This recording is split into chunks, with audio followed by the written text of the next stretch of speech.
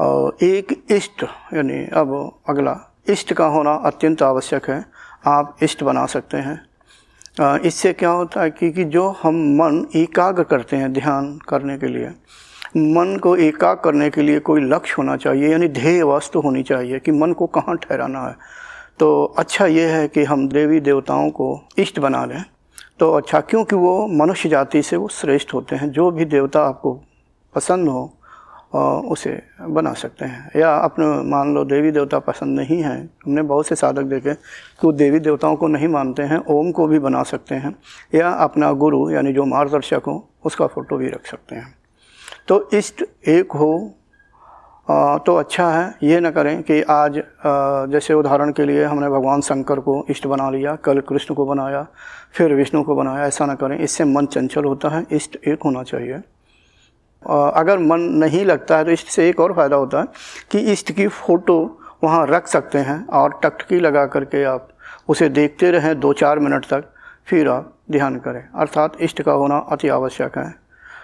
इससे आपकी वृत्ति एक जगह ठहरने में थोड़ी सहायता मिलेगी, वृत्ति को ठहरने में सहायता मिलेगी। और गुरु, सबसे अति आवश्यक बात यह है कि योग्य मार्गदर्शक या गुरु का होना अति आवश्यक है। इस मार्ग पर आगे बढ़ने के लिए अनुभवी गुरु ही श्रेष्ठ है। अगर गुरु अनुभवी नहीं होगा तो आपको इस मार्ग में आगे बढ़ने में अत्यंत कठिनाई होगी।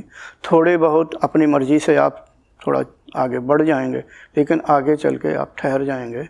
आप लाख जोर लगा लें, बिना गुरु के आगे का मार्ग सफल नहीं होगा। तो एक अपने जीवन में अनुभवी गुरु की तलाश करें और उस गुरु के मार्गदर्शन में ही आप साधना करें तो अच्छा है। हाँ, गुरु अगर जो अच्छा और अनुभवी मिल गया, श्रेष्ठ गुरु मिल गया, समझ लो कि ज़िंदगी की आपने बहुत बड़ी बाजी जीत ली।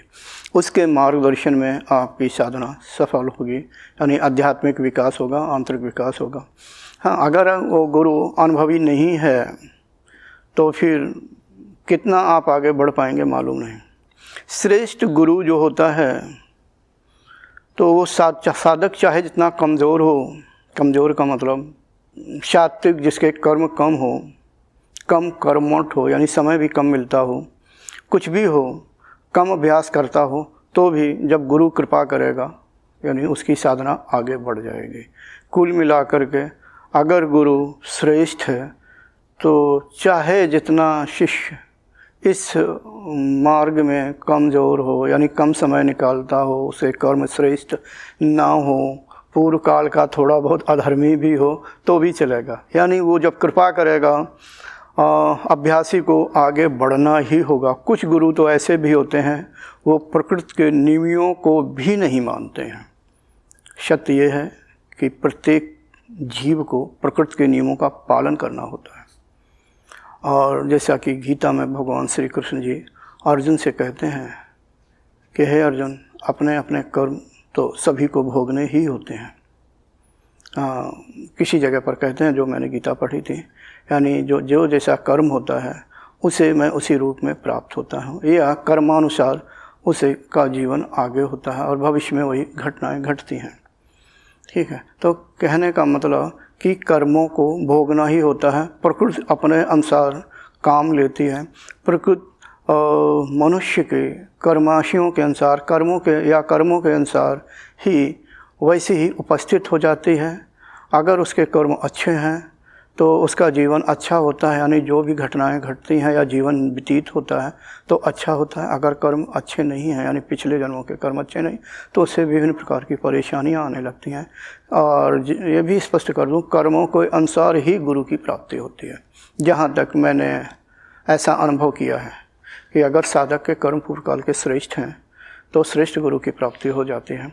हाँ, आजकल ये ज़रूर कह देते हैं कि आजकल गुरु जो हैं अच्छे नहीं हैं। मैं तो नहीं कहूँगा गुरुओं के लिए, लेकिन गुरु अच्छे नहीं है तो सारी जिम्मेदारी गुरुओं पर ना डालें, थोड़ी जिम्मेदारी खुद भी ले लें। अगर आपका कर्म श्रेष्ठ होगा निश्चय ही प्रकृति आपको अच्छे गुरु से मिला देगी। तो हमारा कहने का मतलब कुल मिला करके कि आप श्रेष्ठ गुरु की तलाश करें, श्रेष्ठ गुरु के मार्गदर्शन में साधना करें। और जब ये सारी चीज़ें होंगी यानी समय निश्चित होगा, जगह निश्चित होगा, आसन निश्चित होगा, इष्ट निश्चित होगा और गुरु भी श्रेष्ठ होगा, आप साधना करना शुरू कर दीजिए। सुबह जागिए और आसन पर बैठिए। अगर इच्छा हो तो हमने कुछ घरों में देखा कि वो भक्ति भी अपना लेते हैं। भक्ति एक अच्छी चीज़ है, अगर आप भक्ति को अपनाते हैं तो जल्दी ही आप सफल होंगे। इससे चित्त शुद्धि और मन शुद्धि जल्दी होती है। और कुछ लोग भक्ति को नहीं मानते हैं, उनकी मर्जी, फिर उन्हें अन्य प्रकार के परिश्रम करने पड़ते हैं।